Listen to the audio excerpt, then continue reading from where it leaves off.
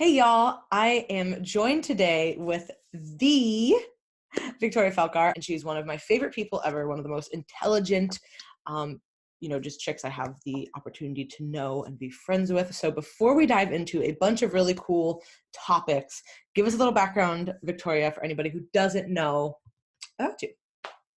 Well, thank you for having me on. It's such a lovely introduction. I am a doctoral student, so I'm finishing up my PhD at the moment. It has been the never-ending, so I believe this time next year I will be finished writing and just waiting for the DR to come in. But my research is specifically on women's health, hormones, and menstruation in sports. So I look at female athletes, and then I guess the nitty gritty, the specifics are female athlete menstruation and the use of different types of hormonal agents. So both looking at contraceptives as well as steroids. So I use the term steroid very broadly in my work because it does include both the use of androgens, such as anabolic androgenic steroids, but then also the use of hormonal contraceptives. And so it has been a beautiful, frustrating journey with my research just because of probably a lot of the stuff we're actually going to touch on today. The information around these topics are not very, there's not a lot of information. What's there is just not the greatest. So that's kind of like my research end of things. I mean, I know you've got a lot of like sciencey and educated individuals. So if they want to know my creds, I've got a bachelor's of kinesiology, master's of kinesiology, thesis-based, and then I have my PhD is in sport medicine, kinesiology, but I'm an interdisciplinary researcher, so I research across many different fields of study, both within like the hard sciences, as well as more in the humanities and arts. So I can actually build a proper picture of what's going on.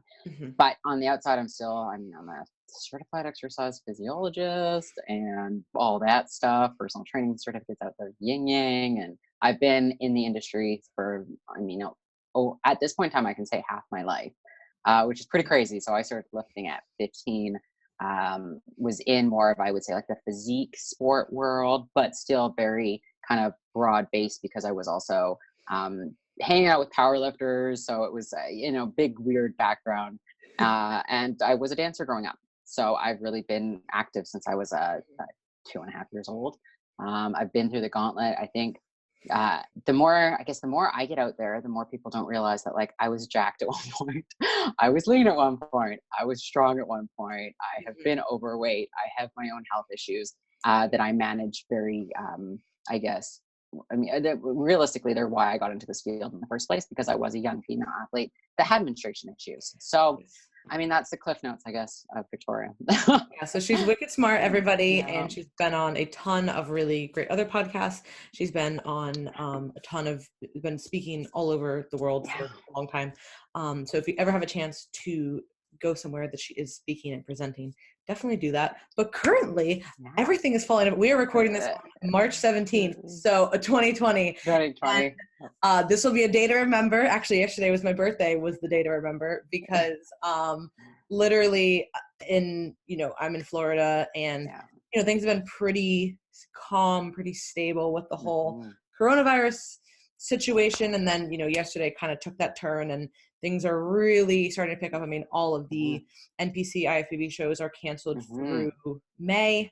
All the different speaking events that I had lined up, like there's just a lot of uncertainty right now, with what is going on. So I'm not even going to talk about what you're going to be doing later this year because we don't know, right? Like we really don't know. So I'm currently stuck in the States. So all we know is right now we're going to be talking about menstrual health. Yay. Yay. And so as a coach, this is something that is, comes up over and over and again, because I typically work mostly with females. I do work with a handful of males as well. And shout out to my male clients. I love you guys. But, obviously I work with a lot of females, and, this is something that, there's a lot of different moving parts with menstruation. And there's obviously some people who, work with me who have had long histories of having irregular cycles. And then I work with people who, or even like myself, who have been on birth control for many, many years. And then I work with a lot of people, particularly who have been either currently dieting, very strictly for like a physique sport or something like that, or they've been through the gauntlet of dieting for most of their life and now have irregular hormones because of that. So I wanted to kind of kick this off, is just in general, what would you say that a, healthy, normal menstrual cycle looks like? Yeah. And so that's kind of like the baseline, like, hey, what should we be looking for? Yeah. So I know this is why you love me, is because I never have concise, short Oh, answers. I should definitely tell everybody that Um, Victoria is the most concise person I've ever met. I'm Totally working on kidding. it. I'm working on it. But because even a question like that, it's so individual. And Oh, so of course. there are certain types of elements of the menstrual cycle that we can look at as being normal, healthy variables, like just like in a research study, right? You've got certain variables that we know are going to be consistent across different individuals' menstrual cycles. But there's also a lot of inconsistencies as well, such as even menstrual cycle length. So when you hear people talking about like, this is what should happen in this 28-day period, it's like, well, no, not really. Yeah. There's a huge degree of variance within the actual length of the menstrual cycle. And that length, as much as it is in some individuals can be a marker of like what's regular, what's not. Say you've always had a certain like 31-day cycle, and all of a sudden after 6 years of having an ovulatory 31-day cycle, you've got a 21-day, and you're like, what's going on? Well, and we'll get into that, but that can be a sign of something else going on. But for the most part, there's this big degree of individual variance. And also, so the way that I explain it is both intra-individual variance, so what's happening within my body, that can vary a lot, and then also inter, meaning that my body is going to be different than your body. And so we see that not only with certain levels of hormones, we also see that with duration of complete cycle length, but also phase length, as well as how often somebody is actually having an ovulatory period. And so one of the, I guess, an area that I think there's a lot of misunderstanding about is that it's just about the bleed. And it's not at all. And so the menstrual cycle has a lot of different moving elements to it. So in order for a woman to have a menstrual cycle, the bleed is one component, but one of the major factors that kind of characterize a normal, healthy menstrual cycle is actually ovulation. And ovulation is that mid-cycle point. And so if we think about this kind of, how can we look at this and break this down? The period has two main phases to it. You've got one phase that is, we call it the follicular phase, which is kind of that pre-ovulation. And then we have ovulation, which typically speaking happens around mid-cycle. So somewhere in the middle of the time that you stopped having menses to the time you started having it again. And then you have your second phase, which is the luteal phase. And hormones are doing different things within these. And so we look at a lot of the times, specifically estrogen as well as progesterone, as having these different types of fluctuations within either of these two cycles, as well as our FSH, which is follicular stimulating hormone, and LH, which is the luteinizing hormone. And so these are the kind of the main hormones that we look at when we talk about the menstrual cycle, but it's really important to know that there's a lot more happening than just those four hormones, which is one of the, I guess, my pet peeves is going, okay, yes, these are really important to help us define it, but there's a lot more going on, including with our androgens like testosterone, neuropeptides. There's a whole bunch of very tightly wound feedbacks going on in order to create a normal, healthy menstrual cycle. And so I guess I can just go through maybe the menstruation itself is you actually shedding your uterine lining. And so this is the bleed, and this is when levels of estrogen and progesterone are low. The first half of the cycle is your follicular phase, as I mentioned. And so this is the time between the first day of the period and when you ovulate. Estrogen is going to be the highest within this cycle or this phase of your cycle. And then you have ovulation, which is the release of the egg from the ovaries, and this happens at mid-cycle. Estrogen peaks just beforehand and then drops shortly afterwards. The luteal phase happens the time after, from ovulation to the start of menses or the bleed itself. And this is when the body is preparing itself for pregnancy. Progesterone is produced, and that's a really important thing, is that progesterone is produced because of ovulation. Now, we still make progesterone from, for example, our adrenal axes, but by and large, women create most of their progesterone production from ovulation and ovulatory periods. After progesterone, it peaks and then it drops, and then we have, if you don't actually have enough chemicals to support pregnancy, you don't get fertilized, then it's going to prepare your lining, which is to break down, shed, and then that's why we have our menses. There's both a ovarian cycle happening, but then we also have a uterine cycle happening. So even within our cycle phase, different names, different actions going on within our lower kind of reproductive axes of the ovaries and uterus, and also within more of our control hubs, like our hypothalamus, our adrenals, our pituitary. Those are all doing signals and feedbacks as well. So I guess the long and the short is to be able to say that it's very complicated. There's a lot going on. It's going to be different. But one of the major signs of a healthy, normal period in women is to have an ovulatory period. And women, believe it or not, don't actually have ovulatory periods all of the time. And so some big data research has shown that there are different types of ovulatory disturbances that can happen, and they're totally normal. Because if you think about it more from like an evolutionary physiology perspective, the body and the life around the body needs to be in a really good place to be able to produce offspring. Now, obviously, there's always going to be cases that this isn't happening. There's a lot of variables going on, but just to make it as simple as possible, that there's a lot needed for a kind of this fertilization of the egg to happen in order to actually create offspring. And that if conditions aren't right, then the body knows better and will stop that kind of process from happening, which is the absence of an ovulatory period. So you can still have a bleed without actually having an ovulatory period.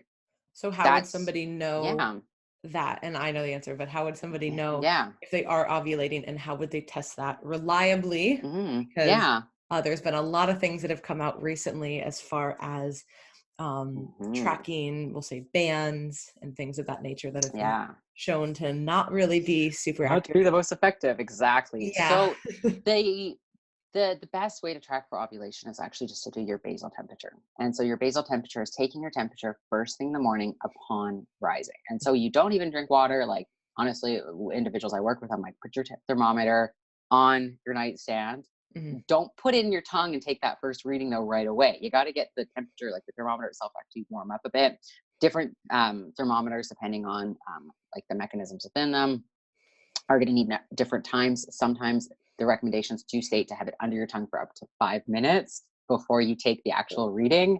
That others will say about 2 minutes. So there are different thermometers will call for different things, but the really important thing is just don't take that number one initial reading you get and off to the races you go, because you just have to think that's been sitting on your nightstand.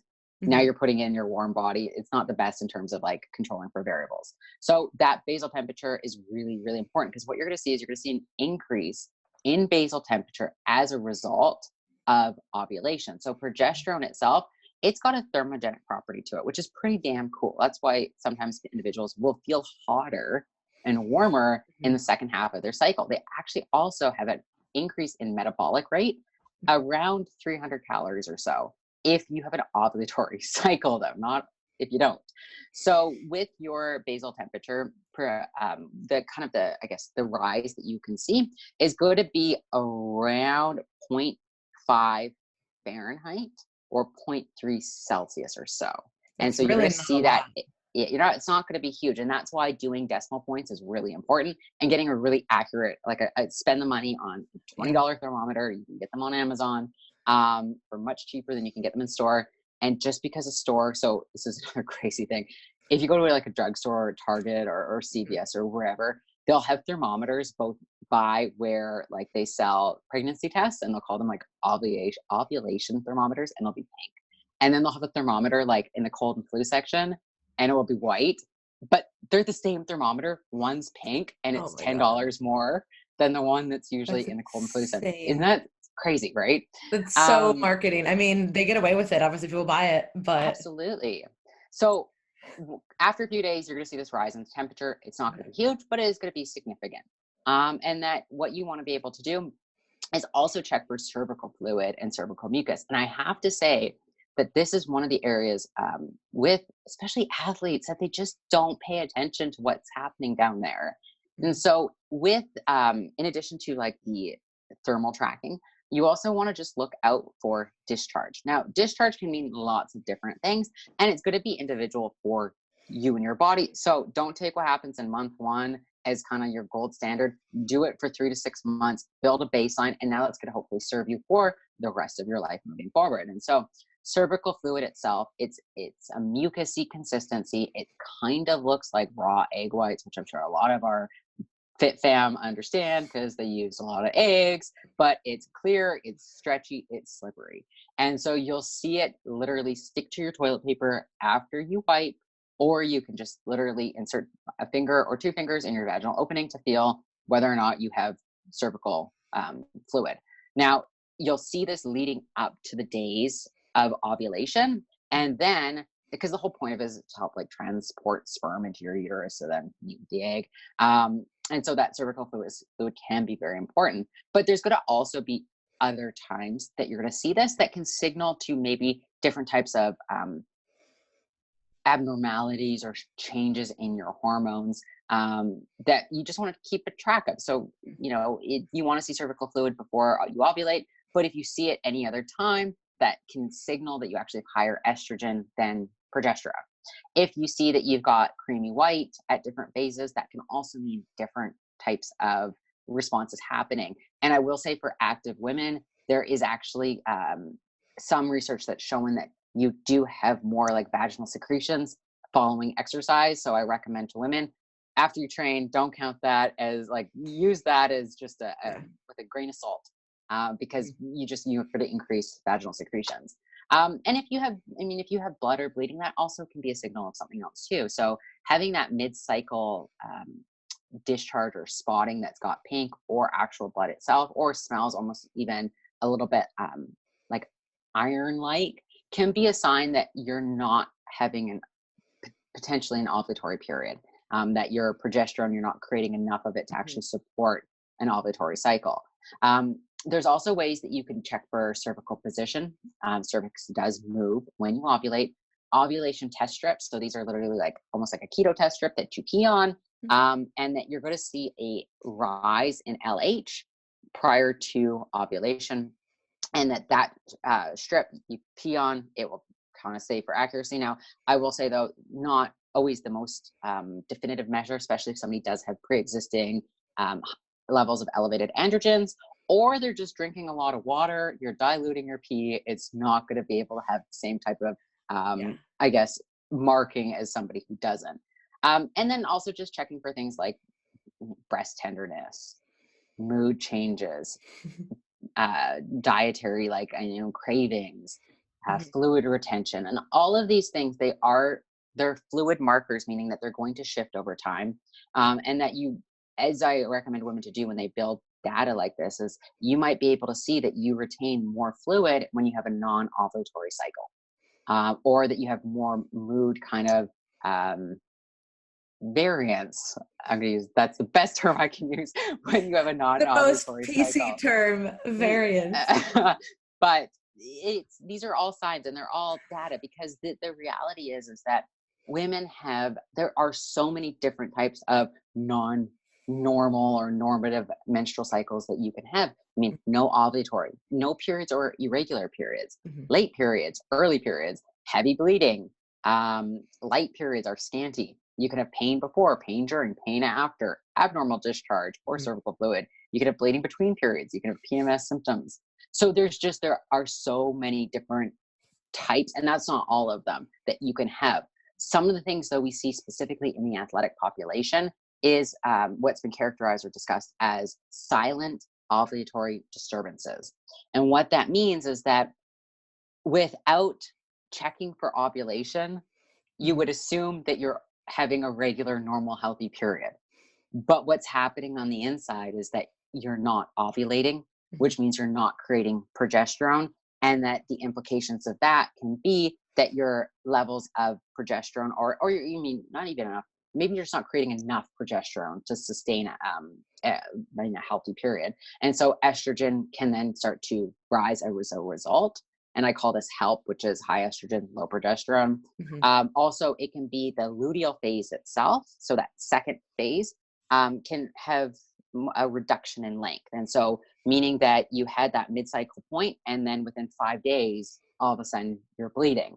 And these are these types of silent ovulatory disturbances are actually, like I said, it's not that they're a good thing or a bad thing. I don't really want to label it as that. I just want to kind of create awareness saying that they happen in particular when the body has some type of stress, whether that is a stress from dietary changes, from training, say you're just entered a new volume-based program, or maybe you're prepping for a show and you're 4 weeks out. It could be that you have some type of stress from, going to school or breaking up with your boyfriend or something else. Even traveling can promote these ovulatory disturbances. And so one of the things I think is really important is that it's almost like when we're creating habits, one-offs don't create cataclysmic breakdown of failure of a habit. Now, if the one-off becomes habitual, then your habit that you're trying to establish isn't there. And we can say the same for ovulatory cycles, and that it's chronic and ovulation that you're going to run into issues because you're not creating progesterone. You're inducing a hormonal imbalance. And not only that, is at that actual in the ovaries itself, there are changes that are going to be happening because you're not depositing the egg. As women, we're born with a set amount of eggs, and it's kind of like our inherent job to get rid of these eggs throughout the course of our life cycle. And that these eggs, if we don't actually drop them, they can cause they can turn into kind of like a fluid-filled sac, and that's actually what has been called, rightly or wrongly, polycystic ovaries. They're not actually cysts, though. They're just fluid-filled sacs from some type of, usually an ovulatory kind of issue going on. So I guess that kind of covers what that question, what you want, hopefully what you wanted me to. But no, it was really good information as always. And I think that the main point, and this really goes for anything with clients that I work with or anybody that I help with consulting. And I pretty much always say, whether it's hormone stuff or whether it's mood or habits or digestion, whatever it is, we need to write all this down, you know what I mean? And we have to do these kind of journals. And as frustrating as it might be, if somebody keeps having issues, it's like, hey, well, we need to write this down. Like at this point in the month, X happened, you know what I mean? Yeah. Whether for cycle related stuff. So the first week, this is how things are, or week 3, this is how I feel. Or for example, with, digestive stuff, hey, write down when you're having these issues, and then we can basically pinpoint, is it a certain food or is it, not a certain food? And it might be what's happening. Oh, hey, I felt like this after, this lunch presentation, and, I got yelled at and work was crazy, so we see that it's more of a stress thing. So absolutely. Have to journal and chart these kinds of things. Otherwise, and I have some clients who I work with who are it's X week, and XYZ happens. And so whether it's digestive issues surrounding hormone changes or mood changes or weight fluctuations, some people don't deal with that at all. I have some clients who their weight barely fluctuates. Other people's, it can be many pounds. Absolutely. And nothing has changed besides that. So it's super interesting. One thing I didn't realize was that the temperature change is so low. That seems like it's almost not even real, but that wouldn't be that significant. But I guess that's why charting is important, because some people might be hotter naturally and some people might be colder naturally. Yeah. And there's stuff if you have hypothyroidism, that's something that you have to consider, because there's not a lot of research indicating whether or not if somebody has hypothyroidism and their basal metabolic temperature might be lower, or they might be on a replacement of either, levothyroxine or Cytomel or whatever it might be, that how is that going to actually impact your temperature reading? Yeah. Or we also know that having some type of kind of central nervous system dysfunction can alter the ways in which your body perceives temperature, right? So if you are somebody that has runs cold, then especially more stressful situations, then that's also something that you have to consider and account for. I have worked with individuals over the years that even though basal temperature is the gold standard, because of their inner predispositions, It just doesn't wasn't work out. a very good marker. Now, what was looking at other signs of ovulation. That's when things like cervical fluid, checking for cervix position, and then just looking at other stages or other signs can be really useful. A great thing that people don't always talk about is if somebody kind of falls into that more like higher androgen group for whether it's ovarian based, whether it's adrenal based, whatever it might be, but that things like hair growth can change, like facial hair growth, or you feel that your skin gets more oily in the second half of your cycle, or you start to have more of like a cystic nodule may pop up or something like that. And you can see these changes when somebody has had more of that kind of propensity for having a hyperandrogenic state, and that these can be also really great markers that over time, if you're seeing them consistently with certain types of menstrual cycles, can really help put pieces of the puzzle together, and also to help with how do we manage different types of cycle dysfunction. Because throwing a supplement at it, it's not going to fix it. Yeah, and that's really where working with a specialist is going to be helpful. And that's obviously not, the goal of this, talk is not to kind of diagnose anything, because it is so particular. And yeah, kind of like the bane of, our existence, probably you more than me, but I still do. Yeah. Is when people try and give this like blanket, like, oh, hey, like this is good, this is bad, everybody should be doing this or not doing that. And it's like, that is honestly terrible advice. Like there's rarely, I mean, obviously there's certain things that I recommend to most people, but it's a, it's a much smaller list, and there's things that are lower on like it's not going to change things hormonally, right? Like, hey, everybody should probably use protein powder because most people don't have enough protein. Yeah. That's way different than saying, oh, hey, everybody needs to be on this, female hormone balancing supplement. Yeah. No, you could have, perfect example. I had somebody who, not that she, got bad information or that she was trying to do the wrong thing, but she basically told me that she was going to start taking some over-the-counter stuff from a, well-known supplement company. And, it was going to be something that helps with lowering estrogen and, decreasing stress, like, ashwagandha, that kind of stuff, right? Or decreasing cortisol, sorry, not decreasing stress, cortisol, estrogen kind of a product, and then kind of like a test boosting kind of product, right? And I said, hey, before we start something like that, like I'd really like to see blood work, because I don't think that it's a good idea to just start taking that if we don't know that. And we get it back, and I find out there's tons of red flags, which I won't disclose here, but literally she needed the actual opposite of that, right? Like the actual opposite. And I was like, do not. And mind you, these are natural herbs. It wasn't like she was taking a prescription, but it still could have affected her and made certain things way worse. Yeah. Like, so I was like, hey, like these are not things we need to be messing with, even though the magnitude is going to be very small compared to something like a pharmaceutical drug. But I think that people don't realize, like, the natural supplements can make big differences. And if we don't want it going the wrong way. Absolutely. And then like kind of a final point to round out, that's kind of like menstrual health stuff. Do touch on kind of the tracking bands and stuff like that, because I do know that that's become a lot more popular. And kind of distinguish the difference between like a period tracking app versus like a band that's telling you, hey, you're good to go, like have unprotected sex or something like that. Yeah. So I think one of the great things about this is that it is kind of in public consciousness right now. So that's awesome. I'm really happy that women are now starting to appreciate that they should be tracking their menstrual cycle.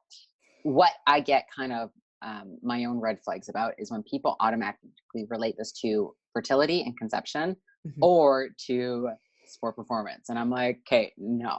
Let's look at tracking our menstrual cycle for the purposes of health. Because we know as women, if we're not ovulating, then there are some things that can happen. And even women that are on a contraceptive, hormonally, like a hormonal contraceptive agent, I do recommend that they also track, because you're going to see different types of markers fluctuating. And it doesn't mean to let these kind of to cripple you and be like, oh my God, I've got cervical fluid and I'm not going to do anything because I want to make sure that I'm actually going to ovulate. It's not that at all. It's I think the best gift we can give ourselves is our own personal knowledge and education about our bodies.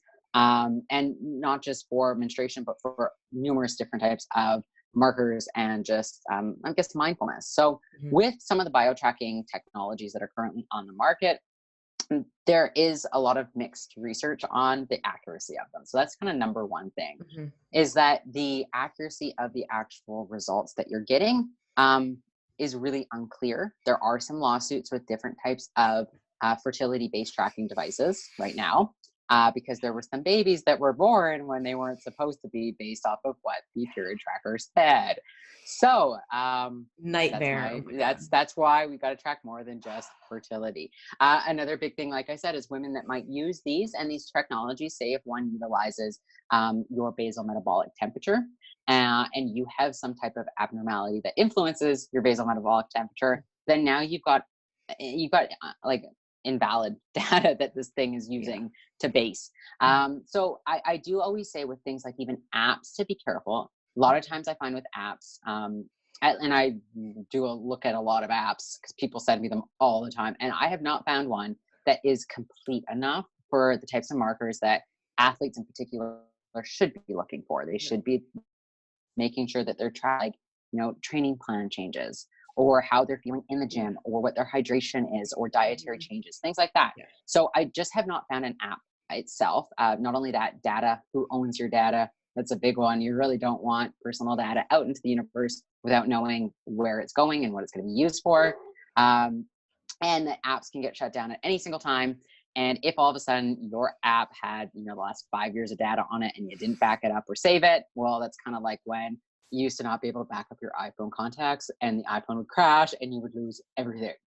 Same kind of thing. And now that data can really be important for, whether you're a competitor that wants to have kids later in life and is trying to do their due diligence, or if you do have some type of underlying health issue, or you just want to be able to build this really amazing wealth of data.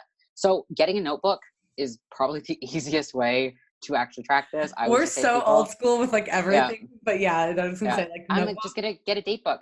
I digest, and what's funny is that my mom, when she was really sick for years in her life, but I had said to her, I'm like, Mom, like, why are you using just scraps of paper? Go and get a date book, and then you could actually track it. My mom was a very high elite nurse practitioner in Canada, and she was like, oh, that's actually really smart. And I was like, I figured out this system of literally just buying your health date book to track and to keep note of things. And also, like I said, to when things maybe go astray. A great example of this is if somebody's sick, they have to start an antibiotic. Write down when you started on your antibiotic, because that can have potential influences for your cycle moving forward. And that when it comes to data, research, and I say this as a researcher, so it's coming from everything I got and with the best intentions, but research is inherently flawed.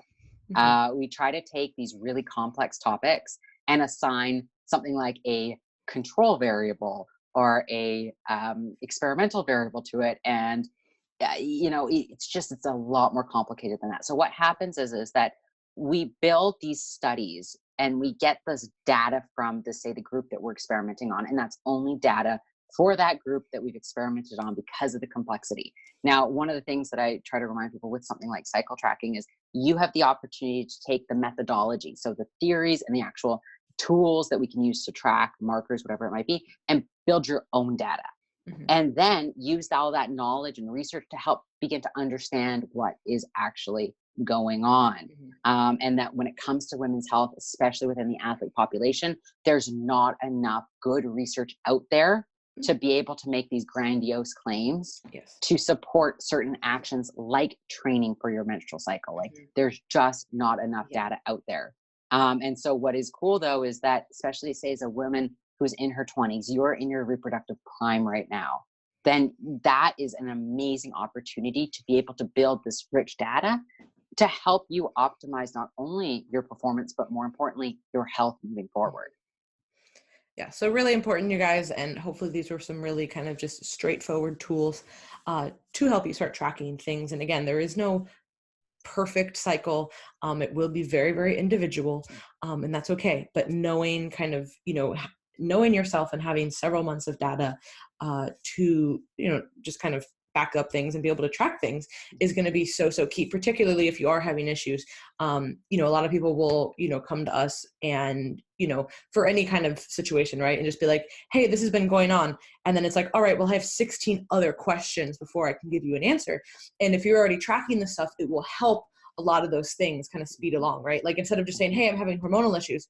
Well, what does that mean, right? So if you say, hey, XYZ, ABC has been happening, then it's like, okay, wow, now we can really build a really complete case and actually, help somebody.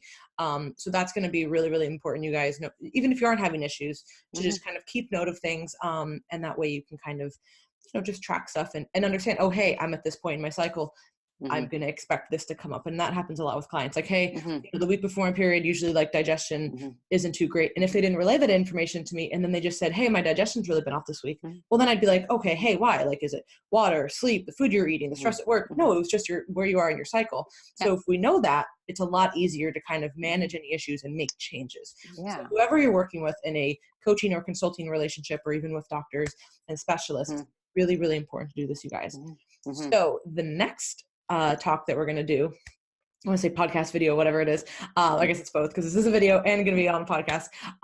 It's going to be all about birth control. And I know we get so many questions about that, and we will not be able to answer all of them, of course, within one episode or one recording.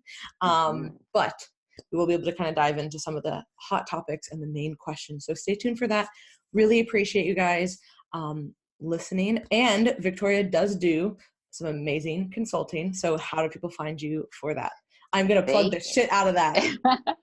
I appreciate you, Lauren. Lauren knows that I am kind of an introvert and isolated, but she's loving the coronavirus right now. She's like social isolation. This is PhD life. Like, this is what my life is on a day-to-day. You're like, nothing's changed, guys. Nothing's changed. I don't talk to people. Like, it's all online. But they can find me on my website. So it's just Victoria at victoriafelkar.com. If they do find me on social media, please add me, say hi, whatever. But if you're inquiring about consulting, go through my website, just because I get a lot of DMs about consulting that all I'm going to say is like, hey, just go through my website. Yeah, so I'll link that up too, so people can have that. But yeah, she's amazing, and I would highly, highly recommend it. That's actually how we, got in contact. We met doing that. Thanks, Rye, for getting that first consulting gig. I was so excited. Nicest boyfriend present ever. Right? I was like, oh my gosh, this is amazing. But all right, guys. So if you have any questions, please let myself or Victoria know. And for any kind of consulting, she's an amazing person, an amazing resource. And the next podcast / video that we're going to do will be all about birth control, and we'll catch you then.